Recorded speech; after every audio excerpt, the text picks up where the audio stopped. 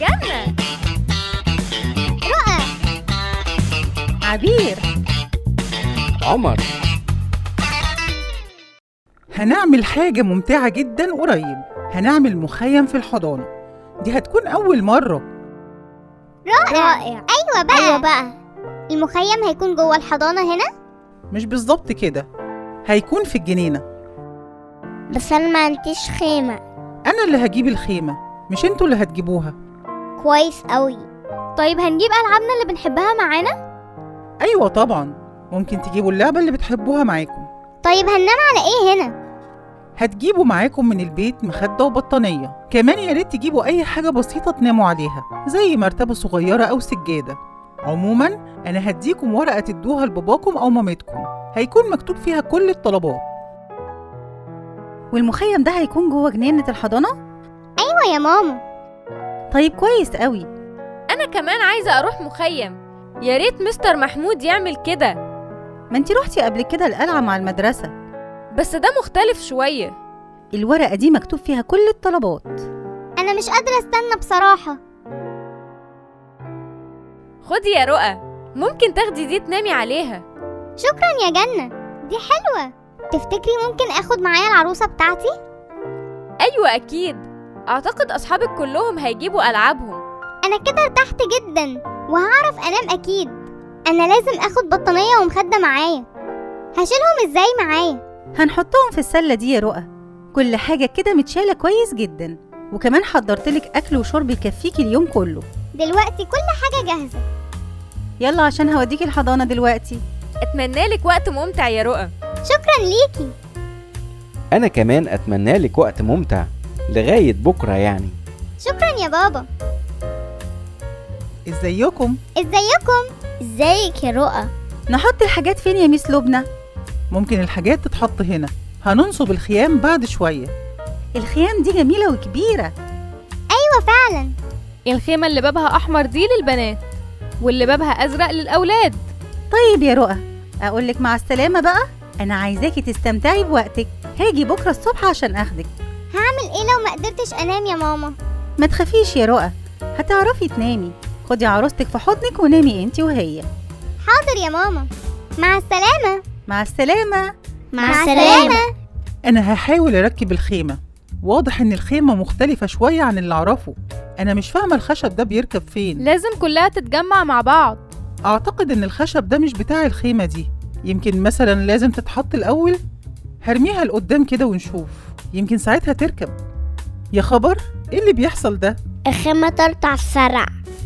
يا نهاري، دي اتشبكت جامد في الزرع. دي مش راضية تطلع خالص، مشبوكة في الشوك. طلعت معايا اهي، بس اتقطعت من الشوك. يا خبر يا مس لبنى، ما ينفعش خيمة تبقى متقطعة كده، مش هنعرف ننام فيها. عندك حق يا حسن، كده مش هينفع تناموا فيها فعلا. احنا ممكن ننام في البيت الصغير ده اللي جنب الملعب. دي فكرة كويسة قوي يا رؤى، خلينا نعمل كده. الأول هشيل الخيمة البايظة دي من جنينة الحضانة. هنساعدك في ده يا مس لبنى. انجي جت أخيرا. ازيك يا انجي؟ ازيك يا رؤى؟ ازيكم؟ انا اسفه اننا اتاخرنا شويه. انجي اصرت ان هي تجيب كل اللعب اللي بتحبها معاها. يا خبر يا انجي، كل دي ألعاب جبتيها؟ مش بقدر أنام من غيرهم خالص. مع السلامه يا انجي، اشوفك بكره. طيب يلا ساعدوني دلوقتي عشان نركب الخيمة. هنصلحها؟ قصدي يعني نركبها في مكانها. هنستخدم المقص ده في التركيب. هوريكم ازاي دلوقتي، دي سهلة خالص. أها. برافو عليك. أنا عايزاكم تخلوا بالكم علشان ما تتكعبلوش في الأحبال بتاعة الخيمة وانتوا بتجروا. هنقدر نحط حاجتنا في الخيمة دلوقتي؟ أيوة تقدروا تعملوا كده. أيوة بقى. أنا كمان هشتغل معاكم. الحقيقة مس لبنى، تامر كب المية في الخيمة. طيب استنى لحظة، أنا هاجي أنشف المية. كل حاجة هتنشف دلوقتي حالا. الحقي يا مس لبنى، مفيش مكان في الخيمة ممكن أقعد فيه. الخيمة مليانة ألعاب. طيب خليني أشوف. ما ينفعش كده يا إنجي، خدي معاكي لعبة أو لعبتين بس جوه، وباقي الألعاب ممكن يباتوا في الحضانة. لا ما ينفعش، كل ألعابي لازم تنام معايا. ما ينفعش يناموا لوحدهم جوه الحضانة. مش هينفع خالص يا إنجي، انتي مش قاعدة لوحدك في الخيمة، الأطفال التانيين من حقهم يقعدوا في الخيمة هم كمان. طيب خلي الألعاب بتاعتك تنام مع ميس لبنى يا إنجي، أكيد ألعابك هتكون مبسوطة.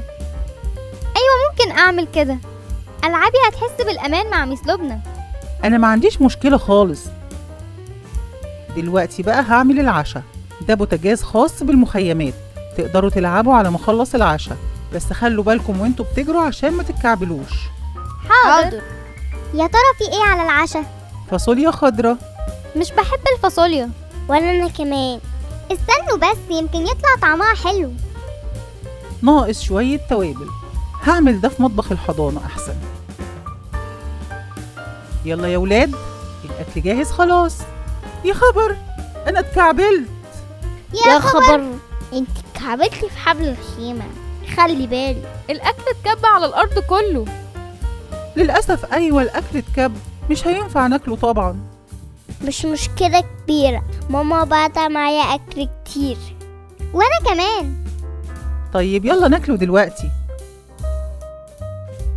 أنا تعبت قوي. الدنيا ضلمت خلاص، يلا نغسل أسناننا جوه وبعد كده نروح ننام.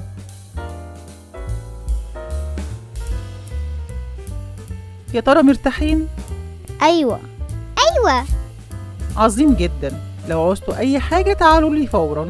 حاضر، تصبحي على خير. تصبحوا على خير.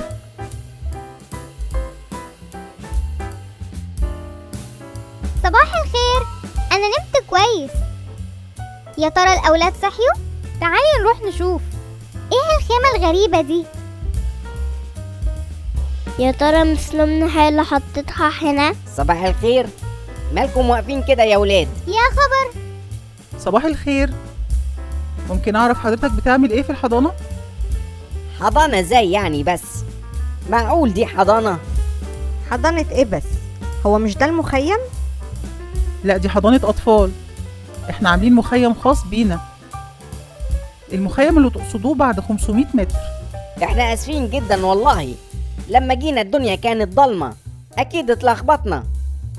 بس الصراحة الخيمة بتاعتكم حلوة قوي، والعجلة كمان. انا ممكن اخدكم لفة لو تحبوا يعني. أيوة يا ريت. أنا هاخد ألعابي تركب معايا. ده كان يضحك قوي، بس أنا عايزة أفطر دلوقتي. أنا انبسطت قوي في المخيم بتاع الحضانة. وأنا كمان. لو عجبتكم الحلقة اضغطوا لايك واشتركوا في القناة. مع السلامة دلوقتي. الجو هيكون جميل في أجازة الأسبوع ده، إيه رأيكم نروح نعمل خيمة على البحيرة؟ دي هتكون حاجة جميلة جدا.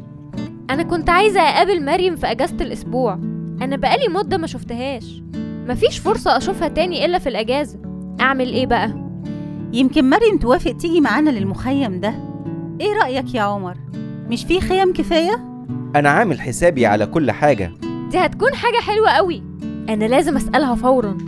يمكن لازم ناخد معانا حاجات نشويها هناك. احنا لسه عندنا لحوم. أنا عايزة أملى الشنطة بتاعتي بالألعاب. لكن مش كتير قوي، مش عايزين نملى العربية على الفاضي. صح يا بابا. أنا اتصلت بمريم، هينفع تيجي معانا البحيرة. يبقى نتحرك بكرة الصبح. ازيكم؟ ازيكم؟ أنا مبسوطة قوي، وأنا كمان. هيكون عندنا خيمة خاصة بينا. شكرا ليكم إنكم هتاخدوا مريم معاكم. أنا متأكد إن البنات هيقضوا وقت ممتع سوا بإذن الله. أنا برضو متأكدة من ده. مع السلامة يا مريم. مع السلامة يا ماما، يا رب أعرف أنام في الخيمة. أكيد هتعرفي. كل حاجة في العربية خلاص، دلوقتي نقدر نتحرك. مع السلامة. صباح الخير، كنا عايزين مكان لخيمتين. حاضر، اتفضل الخريطة، نقي المكان اللي حضرتك عايزه. ليا بس رجاء خاص، يا ريت حضراتكم تخلوا بالكم كويس من حاجتكم، الفترة الأخيرة حصلت حوادث سرقة كتير. حاضر، هنخلي بالنا. شكرا ليكي. المكان هنا جميل جدا، كمان الراجل نظف المكان كويس وشال كل الأحجار والفروع اللي واقعة. بصراحة دي حاجة كويسة قوي. ينفع أروح المية بقى يا ماما؟ مش دلوقتي، الأول لازم نجهز الخيم ونرتب كل حاجة. دي الخيمة بتاعتكم. رائع، هنحط أكياس النوم بقى جواها. أيوة. تحبوا نروح نشوف المية؟ أيوة، أعتقد المية هتكون دافية، هنقدر ننزل فيها براحتنا. أنا لازم أخد جردل معايا، يمكن ألاقي أحجار شكلها جميل على الشط. بعد كده ممكن نبقى نتصور صور جميلة سوا. أنا معايا الكاميرا بتاعتي. خلي بالك من المية يا رؤى، الأحسن تلبسي عوامات الأكتاف. حاضر يا بابا. أنا هقوم أجمع الخشب عشان نولع نار. أنا لسه بحط كل حاجة في الخيمة. رائع، الخشب اللي هنا كويس وجاف، ممكن نستخدمه في توليع النار.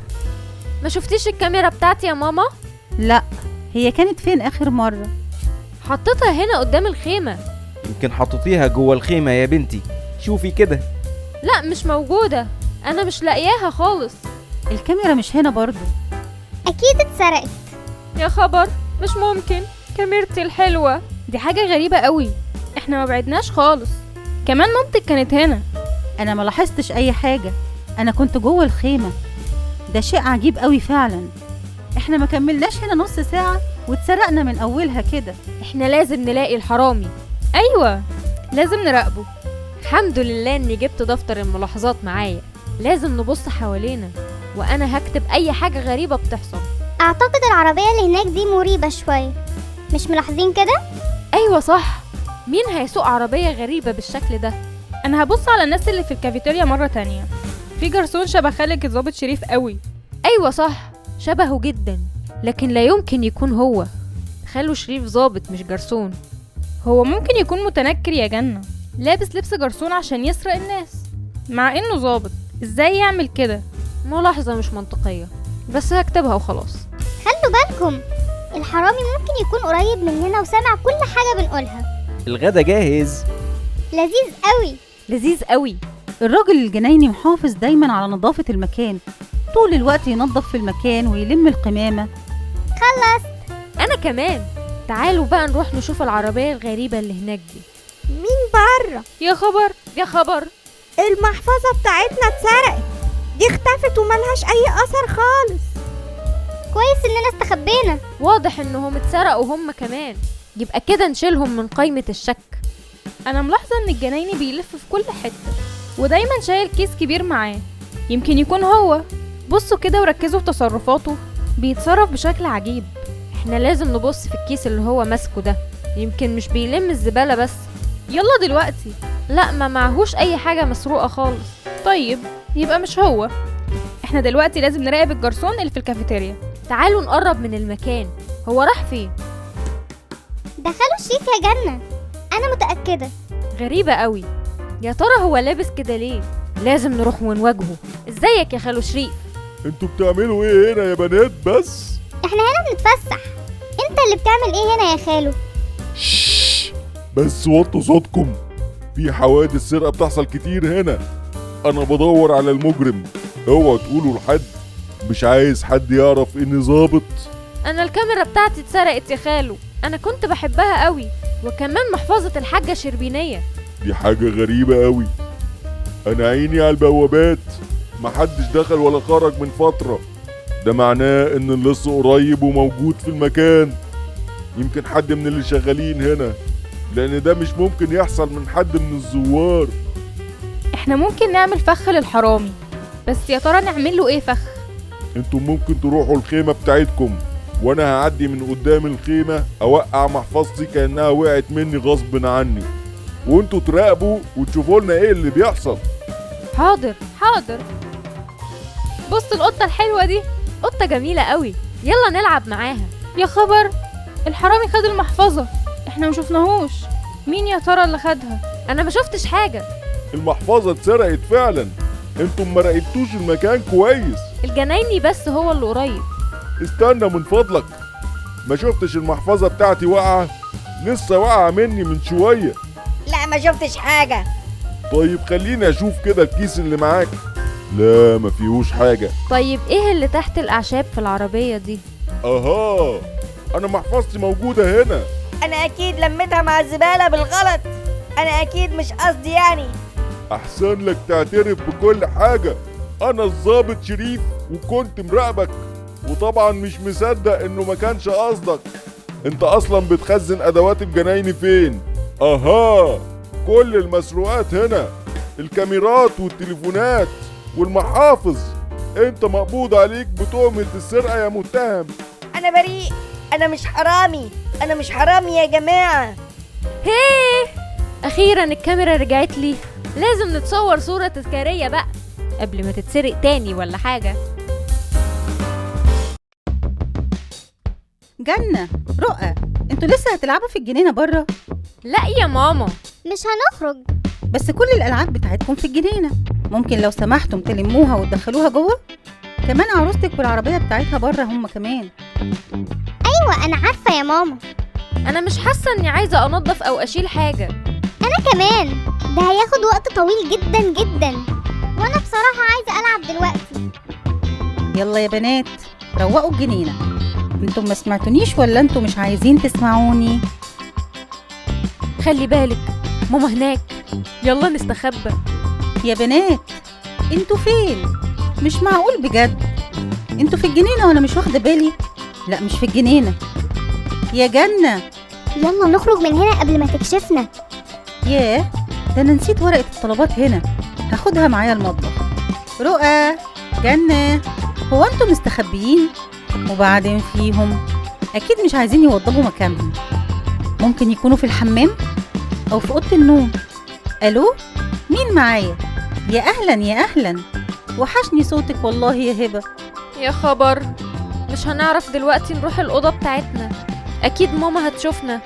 لو عدينا الأول على المطبخ ممكن نعمل كده. سلميني على غادة، مع السلامة. خلي بالك دي ماما جاية.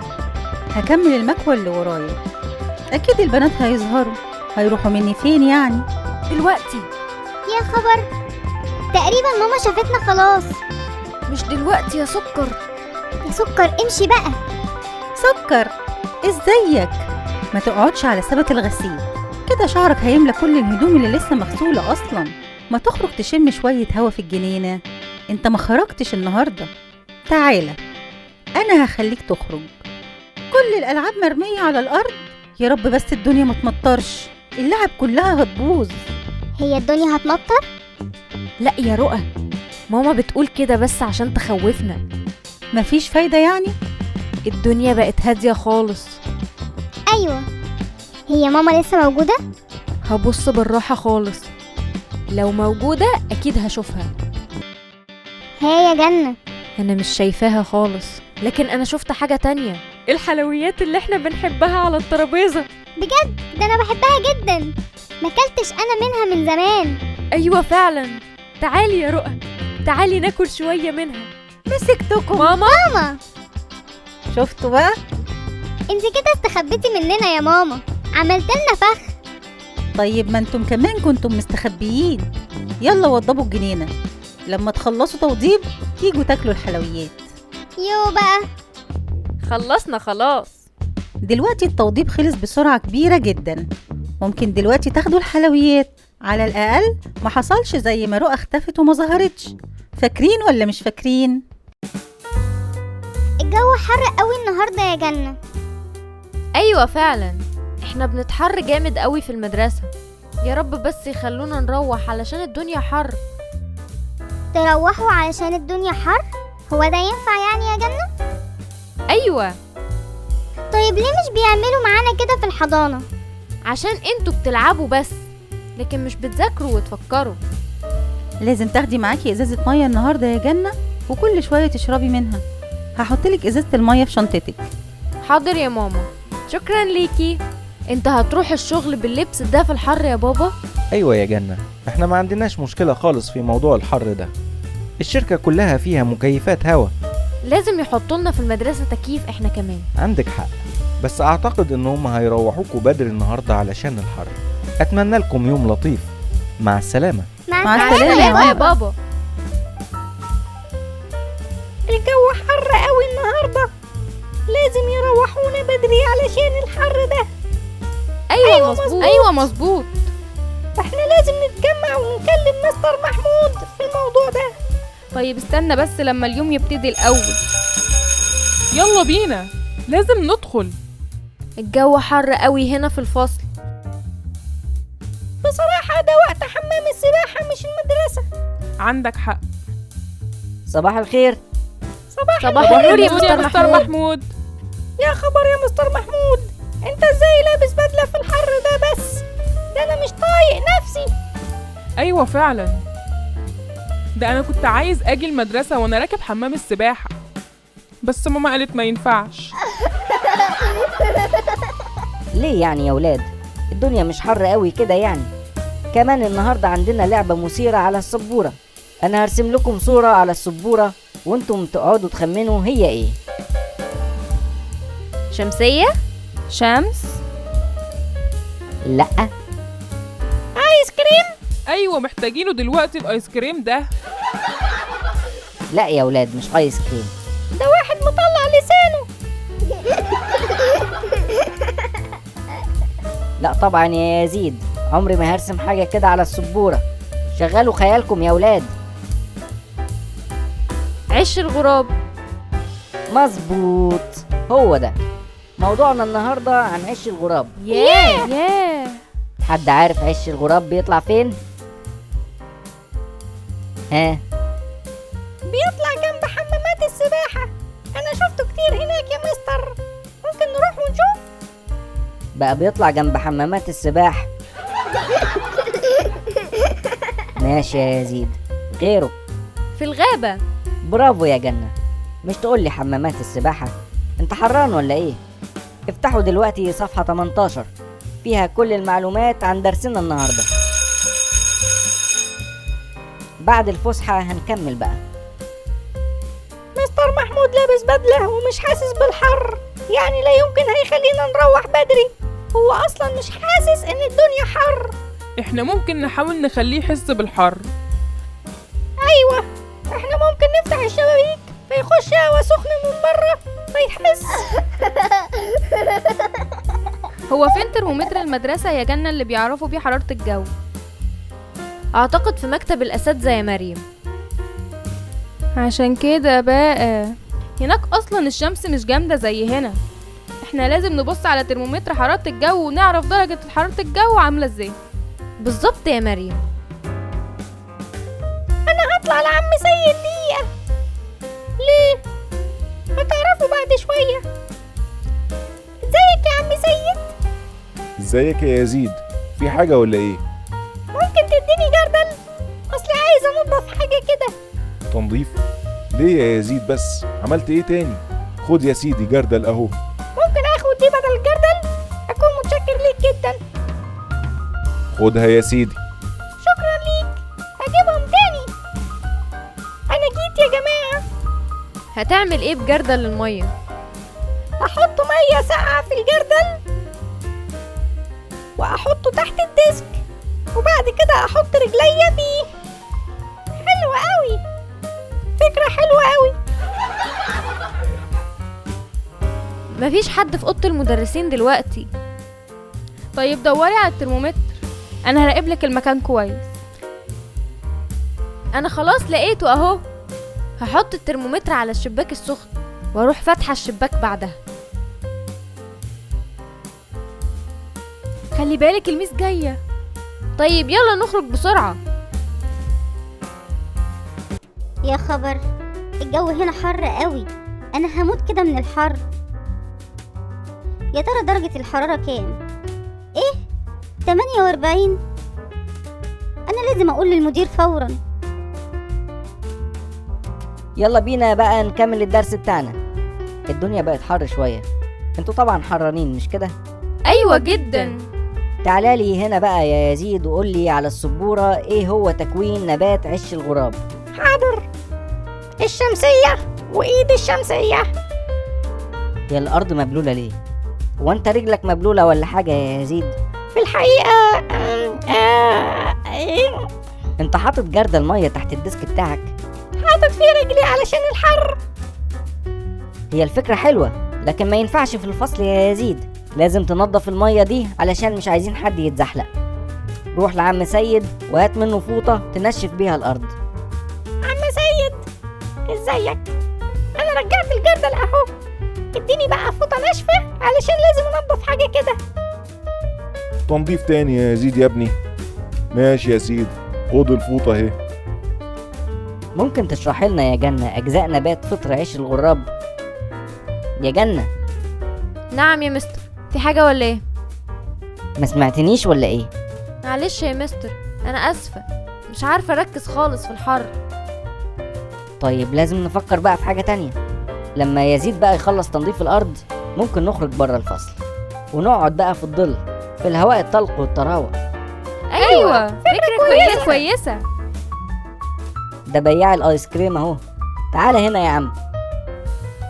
أنا بفكر أعزمكم كلكم على آيس كريم دلوقتي. ايوه بقى، شكرا يا مستر. لو ما خرجوناش بدري على الاقل اكلنا ايس كريم. ايوه فعلا عندك حق. للاسف اللي عملناه في الترمومتر علشان ياخدوا بالهم من الحراره ما نفعش. ايه اللي بيحصل هناك ده؟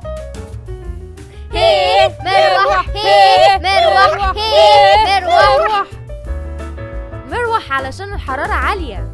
ايوه بقى كده، اخيرا مروح. ايوه بقى، نجحنا. عمركم خرجتوا بدري من المدرسة عشان الدنيا حر؟ ده ساعات بيحصل لما الدنيا تبقى حر قوي للحفاظ على صحة الأطفال. أشوفكم في حلقات تانية. سلام. جنة، رؤى، عبير، عمر.